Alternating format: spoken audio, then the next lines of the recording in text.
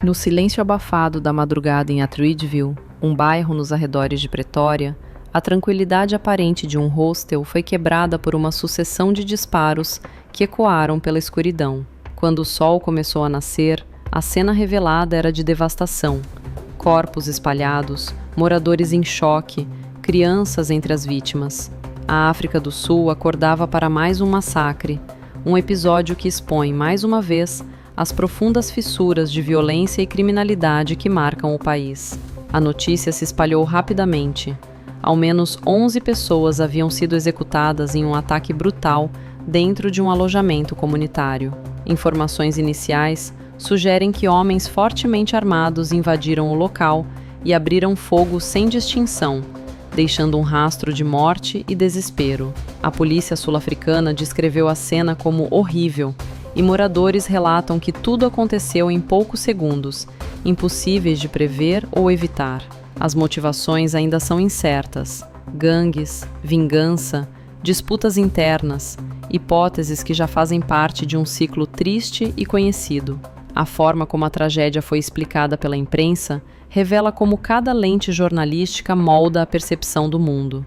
A cobertura de centro, representada pela BBC, enquadrou o episódio dentro de um panorama mais amplo: a violência persistente na África do Sul, as dificuldades do governo em conter grupos armados e o alarmante aumento de ataques aleatórios. A BBC destacou as falas oficiais, o impacto emocional nas famílias e a resposta das autoridades, mantendo o foco no fato concreto e na necessidade urgente de políticas de segurança mais eficazes. É uma narrativa equilibrada, que busca informar sem dramatizar excessivamente, mas também sem suavizar a gravidade do momento. A mídia de esquerda, como o The South African, adotou uma abordagem mais humanizada e crítica.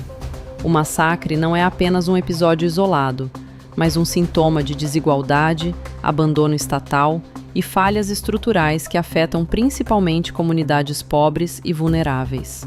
Em seu relato, as vítimas ganham nome, rosto e contexto. A indignação diante da repetição de tragédias que poderiam ter sido prevenidas.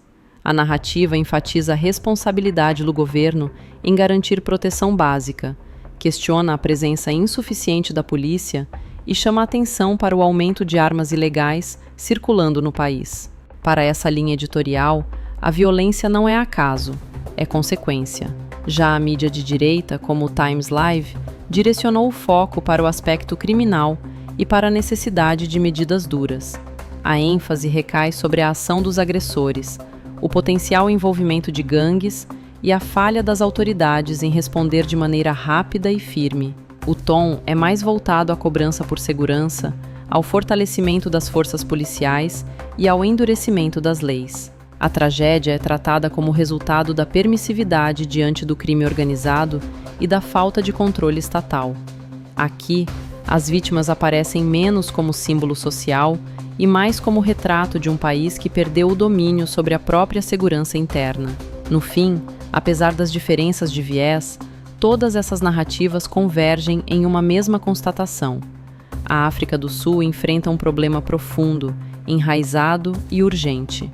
A violência não é uma exceção, mas uma ferida aberta que se manifesta repetidamente, destruindo vidas e desestabilizando famílias inteiras. O massacre no hostel de Atteridgeville não será esquecido tão cedo, porque ele simboliza algo maior do que si mesmo. Simboliza o medo cotidiano de uma população que vive entre a esperança de dias melhores e a realidade dura de um país onde, muitas vezes, o perigo chega antes do amanhecer. A tragédia levanta, como sempre, mais perguntas do que respostas. Quem eram os responsáveis? Por que escolheram aquele local?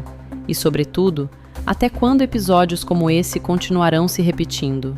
Enquanto investigações avançam lentamente e especialistas discutem soluções, o mundo observa, e a África do Sul se vê mais uma vez diante do desafio de enfrentar sua própria sombra. No meio de tantas versões, interpretações e disputas narrativas, uma verdade permanece. Para as famílias que perderam seus filhos, pais, irmãos e amigos, nada será como antes. E a esperança de que esse massacre seja um alerta definitivo e não apenas mais um entre tantos, é o que resta para aqueles que sobrevivem.